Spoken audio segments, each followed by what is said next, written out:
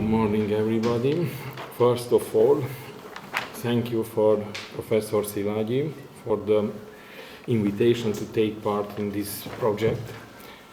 Thank you for Professor Vielec and for Or Bartek for the kindly and productive coordination of the research project. And thank you for Professor Stanisic for the great hospitality in Zagreb.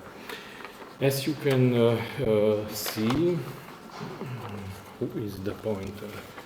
As you can see, I come from a multicultural city with more languages, from a multicultural university with 3 teaching languages. I teach in 2 languages, and I have 2 another research languages. But for the moment, English is the 4th among these languages. Therefore, tolerance is an important element of my daily life, and today I beg for your tolerance for my English pronunciation. In general, today I'm going to be talking about sexual orientation in asylum context. You can see here facts and numbers about countries which today criminalize private, consensual, same-sex sexual activity as sodomy, gross indecency, or crimes against nature. 65 countries are in this category. And from these countries, 12 countries regulate the death penalty for homosexuality. 5 apply the death penalty, and in 7 countries the death penalty is a legal possibility. In Europe, the criminalization of homosexuality belonged to past. But you can see from the point of view of decriminalization time, 2 categories of countries from Eastern Europe. Humoristic, I say early tolerance, and Talibans. I come from a country, Romania, which belong to the Talibans. This lack of incrimination of homosexuality, or this normality in European Union, means an asylum magnet. However, the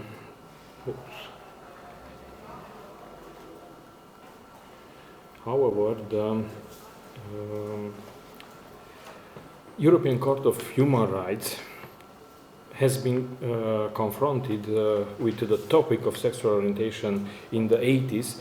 For the European Court of Justice, this topic is a relatively recent issue, especially in the field of asylum. In first part of my presentation, I will talk about 3 relevant cases from the jurisprudence of the European Court of Justice, and in the second part, I will present my own 2 categories, 2 types of conclusions. The first case of today's is the so-called XYZ case. You can see with in this red-colored rows what is sexual orientation in the relevant literature. The first definition belongs to American Supreme Court, and the second definition is from the so-called Yogyakarta principles. And what is with the short state of affairs? 3 citizens from Sierra Leone, Uganda. We have seen in the previous slide, in Uganda, homosexuality means death penalty. And Senegal invoked their homosexual orientation to obtain asylum in Netherlands. They came from countries that sanction so-called unnatural sex. As an answer to the Dutch National Court, which wanted to know whether homosexuals could constitute a social group and whether they could be advised to refrain from open displays of their orientation, knowing that they would otherwise be criminalized in their home countries. The ECJ had say yes, homosexual in criminalized countries are taking part from a social group, and another conclusions, the mere simple criminalization of acts of homosexuality doesn't constitute in itself an act of persecution, but the perspective of custodial penalty as a disproportionate or discriminatory penalty constitute a persecution ground. After the clarification of from the case XYZ, the next preliminary question appears again in the Netherlands. The court called upon to establish the causal link between sexual orientation, persecution, and the right to asylum, wanted to know how to prove the existence of a certain sexual orientation. In the fact, in this specific case, we can see that invoking this orientation for A and C was a supplement persecution ground after not using the Apple procedure in another previous case. It's worth mentioning that they were more convincing than B, the one who invoked sexual orientation from the beginning of the procedure. In this case, the ECJ stated that national competent authorities must not conduct detailed interviews on the sexual practices of an asylum seeker, while they are contrary to the fundamental rights granted by the Charter, European Charter of Human Rights, and in particular the right to respect for private and family life. And another side,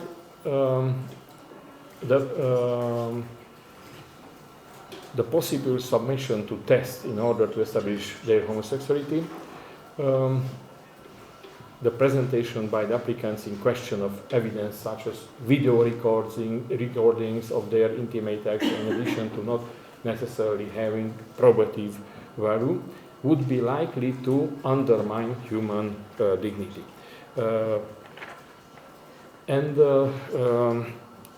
Methods which can undermine, example for methods which can undermine human dignity, you can see here the phallometric, so-called phallometric test, and the Kurt Freund's method, for example. The third case comes from Eastern Europe, from Hungary. My short introduction. The Hungarian authorities, under the burden of the permanent threat of the European Commission, avoiding intrusive methods, have resorted to the help of psychological expertise without explicit questions, and even to the supervision of the National Institute of Expertise to establish the sexual orientation by asylum seekers. To the Hungarian court's question on the admissibility of such non-intrusive methods, the CJEU replied intransigently. Article 4 of directive, that is the new qualification directive, read in the light of Article 7 of the Charter, must be interpreted as excluding the carrying out and use for the purpose of assessing the true nature of the declared sexual orientation of an applicant for international protection of a psychological expert opinion. And now the second part of my presentation, the conclusions. I will present two categories of conclusions. First category are the politically correct conclusions or good conclusions for the mainstream, and real conclusions or useful conclusions for a real life. The first category. Both European instances have consistently held that sexual orientation is a fundamental aspect of a person's identity and conscience, from which it follows that such a person cannot be required to express their sexuality in secret. On the other hand, we must not forget from the minority right that real sexual orientation is acquired by birth, is immutable and resistant to change, although a person's other identities such as ethnicity, language or culture can be changed voluntarily. Second conclusions, per se, the prospect of criminal sanctions for sexual orientation does not constitute a ground for persecution if these provisions are not applied by the state authorities. Custodial penalty is a disproportionate or discriminatory penalty and therefore constitutes an act of persecution. I consider extremely important to mention that the danger of persecution based on sexual orientation may come not only from state authorities, but also from private actors. For example, in the form of blackmail from non-homosexual entourage, or in the form of violent reaction from family members. I have an example. A father wanted to poison his child when he found out he was queer, homosexual. The fifth conclusion, burden of proof sexual orientation return first of all to asylum seeker. But the credibility check is an obligation of the state where the asylum application was lodged. In dubio pro reo is in favor of asylum seekers, and questions relating to a person's personal sphere regarding her sexuality must be subsidiary, supplementary, and not decisive. From the point of view of European institutional or public law, given that according to the case law of the European Court of Justice, the provisions of the qualification directive must be interpreted in the light of its general structure and purpose, in compliance with the Geneva Convention, in compliance with the EU Charter. I concluded that we'll have to apply a principle of double mediated effect, since they will have to take into account not only the purpose and spirit of directive, but also the content of the Geneva Convention. And finally, my real conclusions. Invoking sexual orientation is the best and surest way to obtain asylum protection, because it does not have to be proven. It does not have to and cannot be tested, and grounds of human dignity. Its credibility cannot be questioned. The result is that yearly we have 8,000-9,000 people from the LGBT community claim asylum in Wood. The only way, the ninth conclusion, the only way to stop this ground being misused remains to prove the insufficiency of the seriousness of the criminal persecution in the country of origin, but this is undermined by the waiver of the discretion order. What is this discretion order? By denying the discretion order, we mean the prohibition to require an LGBT member to be reserved in expressing their sexual habitats, beliefs. The pan-European collective solution to this kind of asylum could be the political, economical pressure exerted on the non-LGBT friendly states by the European Union institutions and those EU member states that are notorious for their hyperactivity in this area.